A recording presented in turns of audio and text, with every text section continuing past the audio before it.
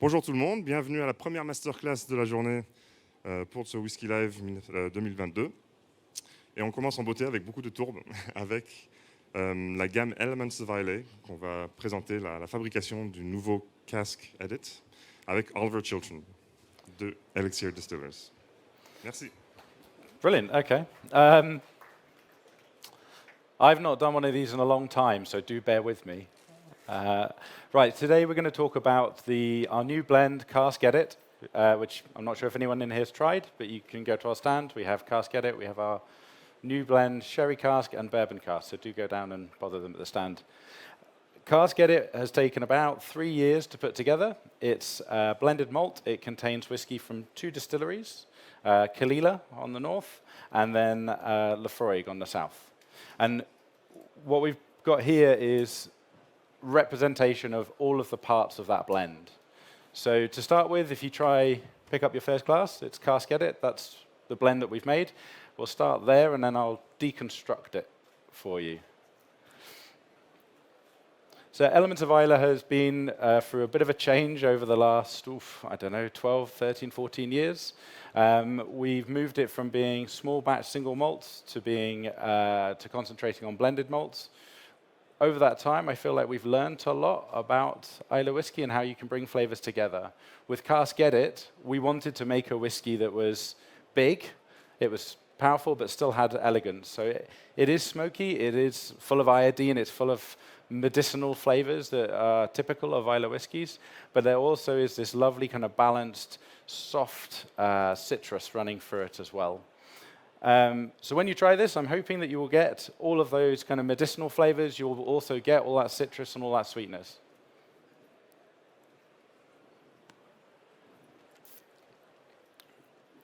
As a blended malt, we've used 2 distilleries, and then we've used essentially 4 different types of wood. So we have refill American oak, which we age Kalila in. We've got some first fill bourbon barrels of Laphroaig, and then we've got some first fill sherry hogsheads and first fill sherry butts. The rest of the whiskies here are representative of each one. So hopefully what we're going to do is you can taste this, and then we can do each part of it, and you can see where that flavor is going and what it's delivered to the blend. The base of our whiskey is Kalila. We use a lot of Kalila, unsurprisingly. Those who have either been to the Elixir Distillers stand today or tried our stuff in the past, you will at some point had Kalila. We use it in Porter-Skeg. We use it for our 100 proof bottling. This one here, which is why we put it on today for you to try. It's aged in refill hogsheads. So these are old wood. They're not very active. You don't need it to be, because Kalila, when it comes off the still, is probably the most pretty, beautiful spirit you'll ever try. They have a very, very fine cut point, so they cut off a lot of phenols, which makes it a very sweet spirit. So if you nose the second glass, you will hopefully get all of that kind of sweetness and all of that citrus. And if you compare it to the first glass, hopefully those things are still there in the blend. They're still prominent, and they make up the base of our whiskey. And what we look for across the board with Kalila is that consistency. It is consistently elegant and sweet and soft and light. It is smoky, but it's more of a kind of ashy smoke. It's like sitting on a beach and the bonfire smoke's coming over your head. It's not medicinal. It's not big. It's not imposing. But Elements of Islay, we wanted that in our whiskey as well. So if you compare this to the glass next to it, and for me, this tasting has to be comparison. You have to try these things next to each other. If you pick up the other glass, glass number 3, this is a Laphroaig that we recast into first fill Buffalo Trace barrels. So it's been in Buffalo Trace barrels for about 4 years. It's much sweeter, but it's also more medicinal. And we're trying to get a balance between those 2 places, so South Coast and North Coast. And you've got the different spirits, and then you've got the different wood. And the wood in the Laphroaig is adding in layers of kind of banana, rich sweetness, vanilla, and it makes for a slightly bigger style of whiskey. And for me, in Cask Edit, we use quite a large percentage of Laphroaig. It sits on, I think the bourbon barrels are sitting around 30% of the whole blend. And that's giving you the texture. It's giving you lots of texture, lots of those almost kind of thick baked goods flavors, and baked bananas.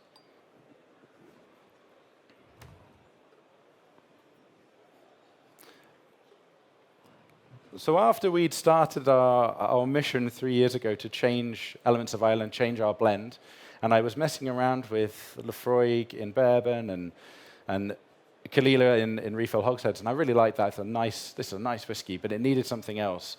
So we'd taken some Laphroaig and we'd racked it into sherry butts. So these were, Oloroso sherry butts. They've been seasoned for 2 years.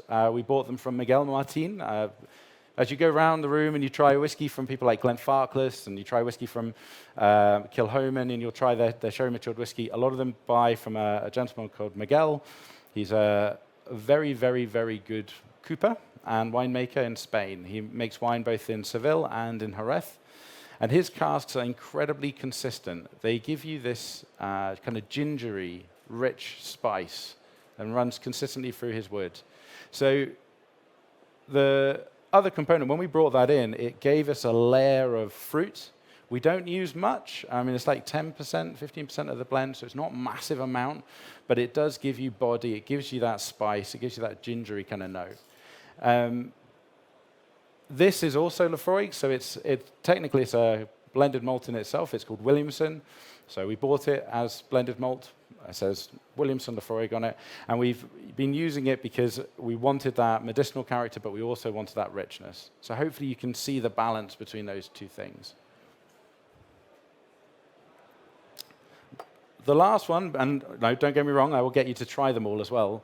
The last one is a sherry hogshead. As you can see, the color is incredibly dark. It's incredibly rich. It's quite bitter. And for me, a blended malt has to be about balance. So we're trying to make something that is complete. And we use a bitter whiskey to give you a longer finish. So of our 4 components that we've got to try, hopefully you will see each one is lending a slightly different part of the blend. Right, should we drink whiskey now? Can we drink whiskey? So as I said, I love Caol Ila because you have that freshness, that cleanness, and I love Laphroaig because basically it's slightly dirty. I mean, everyone needs something slightly filthy in their life. I think we'd all agree. And that's what Laphroaig gives you. It gives you that dirty, smoky peat. For those, I'm taking you guys all know lots about distilleries, but for those that don't, Laphroaig malt about a third, 20% of their own barley on site. They use Islay peat. They buy the rest of the barley at the moment from Port Ellen Maltings. It's peated to around 50 ppm, or at least that's what they say, 45 to 50 ppm. And that is where you're getting that medicinal cut. And unlike Caol Ila, they take quite a long cut, so you end up with this much more phenolic whiskey. So it's mixing those two styles, that North Coast and South Coast style together, will give you that balance of freshness and citrus, and then hopefully slightly richer flavors. By the way, do we have any questions? I've not done one of these in France before, so if you want to ask questions, do. Otherwise, I will keep talking, and it will get very boring.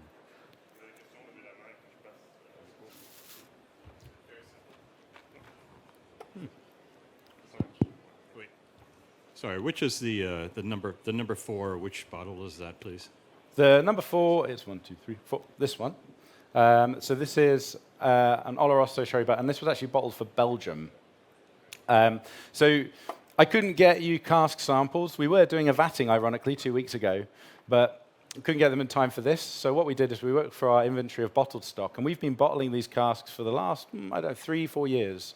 And what we would do is we'd take one that was particularly good quality, and we would send it to one of our customers. So this was an exclusive for Belgium. And then I would hide, normally, about 4 or 5 bottles. And I just keep them because you get thirsty. So, you need to make sure you've always got enough whiskey for yourself. Charity starts at home. But because it was Whisky Life Paris, we thought we could afford to open the bottles just for you guys. So this was bottled, I think, 2 years ago. So the whiskey we're using now is a little bit older than this. We have an age range in Elements of Islay of between 7 to 12 years old. And I say 7 to 12 because we're a small business and we don't have consistent stock. At the end of the day, our heart, we're an independent bottler. We don't yet have a distillery on Islay. We are building one. things on Islay take a long time and are very slow. So at the moment, we buy all our spirits in. So we fill Kalila. Kalila's our bread and butter. And then Laphroaig, I was very lucky to buy quite a large parcel of that maybe 4 years ago, 5 years ago.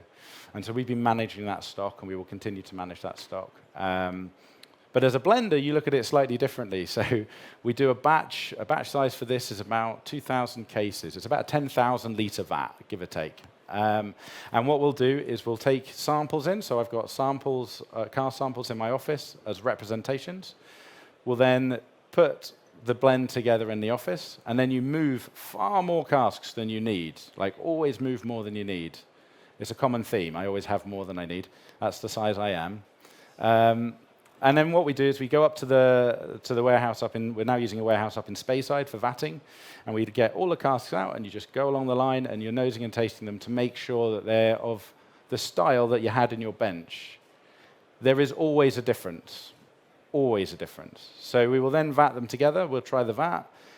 When we first did Cask Edit, the first vat sample we did was wrong, so we actually ended up having to add again, and we doubled up almost everything to adjust. And the reason it was wrong was the last whiskey, when you try that, you will get bitterness. So we use about 4% in our blend, give or take. If you use 6, it's wrong. It doesn't work. It's too bitter. So we're doing that each time we do a vatting, 10,000 litres. We're doing now we're doing 3 a year, and each time we go up, we check all the casks. But what ends up happening is, and the reason I will not give you exact percentages, is every time it's different. So all the percentages go up and down, they move up and down. And the age range changes massively. So the sherry elements in this were all distilled in 2010 and 2011. The bourbon barrels were all 2012, I think. And then the Kalila is a mixture of 2015, 2014, so it's quite young, like 7 years old, give or take. But when we went to do our next batch, I found that the Kalila was now older and the sherry butts were very old, so we had to adjust it back, and we changed the bourbon barrels. So you're always making small adjustments. It's basically like cooking. I always explain it the same way. When you go home and you're cooking and you're using spices, you have to remember that the spice you bought in the shop yesterday is different to the spice you bought in the shop a year ago, because it's forever changing. So as a cook, you have to make small adjustments, and that's what we're doing. Well, that was a very long-winded answer to a very short question, wasn't it? Can you tell I'm out of practice? You can, yeah. So going back to the Laphroaig, when we bought this parcel, and it was quite a few years ago, the wood was rubbish, like utterly rubbish. And this is true quite a lot of the time in Scotch whisky. You have to remember that the bulk of Scotch whisky is produced for blend. A lot of it is sold to India and is mixed in with all sorts of things, right? That's the bulk of the spirit that's produced. This idea that we're all carefully managing every single cask is completely nuts. It doesn't really exist. You're getting it more now today than you did maybe 20, 30 years ago, because we have more single malt producers, people specializing on single malt. You have smaller independent producers. And that's led to probably much higher quality. But still, the majority of whiskey is just put into wood to mature, right? It just needs to hit 3 years, and then we're going to stick it in a cheap blend, and it'll be fine. I always say we live in an environment where if that doesn't sell, they'll offer it to us. So our job is to understand that within that world of bulk blend, there are some gems, there's some truly amazing whiskies, which is what we'll put into Single Malts of Scotland, or it will go into Whiskey Trails. So if you go to our stand, those are the rare gems you find, and sometimes the casks are amazing, sometimes the whiskey's amazing. And then, quite often, there's an awful lot of work to do. So you'll take something like this Laphroaig, all the wood was terrible. We took it all out of wood and we recast everything. It costs millions and millions of pounds. I'm not kidding. I'm not understating how much we spent on wood. It was a fortune. But it's worth it, because at the end of the day, as a very small producer, everything we put in a bottle will change whether you buy it next time or not. So that's how we have to look at it, because of our size and scale. Our size gives us lots of benefits, mainly to me, because I get to drink pretty much all the whiskey. So I get loads of benefits. But you can't hide. That's the negative. So every cask is important to us, because the size of the batch is so small. You're only using Well, 10,000 litres, so you're using something in the region of, I don't know, 60 casks, 70 casks, 80 casks. It's not a lot. And if you think one cask then makes up 1 or 2% of your blend, 3% of your blend, you can see how it would change how it tastes. So if you now try the sherry components, and do bear in mind, this is the same spirit, the same age, but just we put some into Oloroso sherry butts and some into some very active Oloroso sherry hogsheads. This is a very modern, for me, a very modern style. I think some people love it. I don't drink it on its own. It's not my thing. We've bottled it because I think there are some good qualities, but I like using it as an ingredient much more than I would drink it. So when you try these two whiskies, for me, this is quite fat, but it's quite elegant. It's beautiful. This is brutal. It's gonna, yeah, it's gonna beat you up. But if you use just 5%, so even if you were to sit here and just knock a drop into your glass, you'll see that the bitterness in it will create length, so that your blend works better. So I believe that you can use these things really well. Whiskey doesn't have to taste great to be really useful, because you just want to pick out a flavor and then extend that. Does that make sense? Cool. Any questions to stop me yammering? No. Okay, I'll carry on yammering. Okay, so as I said, the big difference between these two, you've got the cask types. Age-wise, as I said, these are both 2010 and bottled. Well, these were bottled a few years ago, but in Cask Edit, we only did our first batch back in May. So we vat for ideally about 3 months. In the case of Cask Edit, it actually took a lot longer. I don't know if you know this, but there's an international crisis going on that's led to no labels, bottles, glass, or corks and capsules. So we actually ended up having about almost 4 months of vat time accidentally. So we vatted the casks, we then put them into big containers, and we left them sitting in a warehouse for some extended time, which really helps. I mean, in an ideal world, you'd be able to do that all the time. Obviously, demand doesn't always allow it. But hopefully you can see that it's really come together, and we've brought those flavors together. So going back, when you try Cask Edit, do look for those notes. Look for the subtle sherry note in it, and then the slight bitterness in the finish. Look for the bananas, that's your Lafroig, and then the kind of freshness from the Caol Ila. Go for it. I would like to ask you, if you are buying the whiskey from the distilleries, you are buying the new make, or you are buying already the aged whiskey? Everything. Everything. I'm not. I'll take whatever you give me. Honestly, at the moment, I'm walking around looking at the casks on the floor, thinking I could probably put whiskey in that. We buy new fill from some suppliers, quite a bit on Islay, because we do a lot with Islay whiskey, and we are building a distillery there. We buy mature stock, although that is definitely more difficult than it used to be. There's at least one gentleman in this room remembers days when you could buy Ardbeg for peanuts, was it? Very cheap. Today, you can't buy Islay whiskey like that. It's definitely more of a challenge. So going forward, Cask Edit will end up being mainly whiskey that we've laid down from new fill, as opposed to mature stock. But we do buy like 3-year-old, 4-year-old. And in the future, it will probably end up all coming from one distillery that we built, because no one will sell you whiskey. So that will be a very interesting blending malt. It'll be a single malt. How hard is to find the cask in? How hard? How hard is to find the cask? Today, impossible. Absolutely impossible. You can't even buy new fill today. I think it's probably the most interesting time in whiskey, well, certainly in my memory, because you do have so many more companies doing single malt, which is fantastic. It's great to try so many whiskeys, and so much more concentration on quality and flavor, which is fantastic. However, there's not enough spirit. I mean, we're so far away from having enough spirit at the moment. It's fair to say, like, I had a conversation with someone, and they said to me, just imagine if India opened up and started buying single malt tomorrow. We'd have to build 4 more Macallans. And it doesn't even bear thinking about. And when you look at Islay, we're quite limited. So there are currently 8 operating distilleries on Islay, 3 more, well, 2 being built and 1 more that's through planning. Combined liquid, though, is still pretty small. So Caol Ila is the biggest distiller on Islay with about 6 million litres. That's quite a quantity. But when you think about the popularity, it's actually really small. Lafroig is 2 million. Ardbeg has just become 2 million. But even when you put it all together, you're probably looking at a distillery about maybe 15, 16, 17 million total. Well, Macallan makes 20. So, you know, Islay doesn't make enough, even nearly.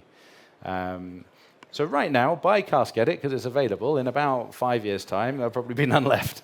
I didn't say that, by the way. Don't tell sales and marketing. I haven't informed them yet. But yeah, so no, it's hard. And you live on Islay? I don't know. I live in the south coast. I go to Islay. I was going to Islay every 6 to 8 weeks because of the distillery build. I now go to Speyside instead. I spend an awful lot of time in Speyside. We have someone who lives on Islay and looks after everything very nicely, so I don't have to. So yeah, but sadly not. No. We don't. To be fair, we don't mature much on Islay. We have a little bit of stock lying at Bunnahaven, but about 3 years ago we took as much as we could off the island. Most of our maturation now is in Speyside. A little bit easier to get to. So. Thanks. Does anyone, just out of interest, does anyone like any of these particularly? Like, is there a whiskey that you love? Okay. I have a question over here. Hello. So I'm really new to my whiskey journey, and I've started like back in March. And I'm curious as to what's your methodology when you create a blend? Do you start with the product and then go to the, you have your product and think towards what you want to make? Or you already know what you want to make and then you pick between all the whiskeys you have? Yeah, yes, and yes. So I was once talking to Jim Beveridge. He was the master blender for Diageo. And I always thought, I mess around, right? We're very small. I just knock around in a little room, little white room, and I put a bit in, and I go, oh, that tastes nice. And I thought, you know, you'd go to a big company like Diageo, it'd be very different. And Jim Beveridge is sitting there going, no, I mean, you have an idea. So you start with a premise, and then the whiskey takes you on a journey. Because it is inevitable that you can go, well, this and this and this will work. And then you try it, and it's terrible. That's almost always happens. So then you undo it, and then you redo some other bits. That's why, I mean, this project took about 3 years, and that's probably pretty normal now, from my point of view, for blending. To create a product from scratch, anywhere between 2 and 3 years, because you start with something, and then you're forever working and changing it. So yeah, there's definitely an idea. Like I always knew that I wanted Cask Edit to be big, I wanted it to be smoky, and I wanted it to be more definitively Islay. But actually where you end up is where the whiskey's taken you, because you're forever adjusting it just a little bit. Does that, yeah? Yes, perfectly. Thank you. I mean, I do think I'm very envious of companies who have much clearer visions. Like I had a fantastic conversation with the guys at Chivas, and they have a wonderful blending team. They have a beautiful facility, amazing room, and they have very clear ideas in their head of how they blend. But we probably approach it slightly differently. So they do everything with their nose. They'll sit there, they'll nose every glass. They never drink. If they taste it, it's at 20% alcohol. It's all reduced. Well, we come from a single cask selection background. So I blend everything at cask strength, and then I reduce. I try everything at cask strength, and then I reduce. And I do it because I feel I get a better understanding of where the whiskey was and where it can go for me. And that's because how I've been brought up, it's how I grew through the whiskey industry, and it's how if you spend time with any of the independent bottlers, that's how you select. You want to know what it's going to taste like in the bottle first. Does that make sense? And the conclusion I came to is it's a little bit of an attitude difference. As a big blender, you're looking for faults. You're trying to find the things that you don't want. Does that make sense? As a small blender, you're looking for the things that you really want. You want the off notes. You want the differences. You want the complexities. And I think, from my point of view, I think we end up with a very good product. I'm very proud of that. But it's definitely a completely different attitude or way to make whiskey. Grand. All good? 5 minutes left. Any more questions? Est-ce qu'il y a des questions? Oui.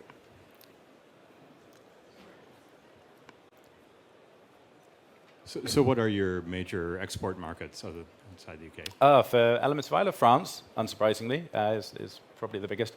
France, Taiwan, Japan, America. It's just going into America now. It's on the water. So, yeah, pretty much the same as everyone else. I mean, we've been in Europe. So when I started with Elixir Distillers, when it didn't exist 13 years ago, we had 10 markets in total, which was France, Belgium, Netherlands, Sweden, and Japan. I feel like there were more than that, but that's what it felt like. Nowadays, we do probably more in Asia than I could even imagine, so we do an awful lot in Taiwan. And it's great because it's changing, the customer's changing. It's in some ways getting easier. It's just getting harder to buy whiskey. So easier to sell it, harder to find it. So yeah, those would be our markets. One thing I should point out, if there's anyone who loved the sherry style, so on our stand, we've done 2 other blends. So we created this, and then while we were creating this, we were selling things like peat and sherry, and we did another one called peat and bourbon, which you could get in, I think, Canada. So what we ended up doing was saying, well, I really like those, so I did a bourbon expression. So we have an American oak only version on our stand. You can try it at 54.5%. And then we did a sherry only expression. So they're all Caol Ila and Laphroaig, but they're all different cask types. So the Caol Ila's all refill sherry on the sherry cask. And then we've done first fill bourbon barrels of Caol Ila in the bourbon cask. So do make sure you try those. They are like slightly bigger versions of Cask Edit, and they're slightly different directions to show you, in some ways, the versatility of those whiskies. Okay, well, thank you very much. Merci tout le monde d'être venu. Et on applaudit, bien sûr. Thank you very much.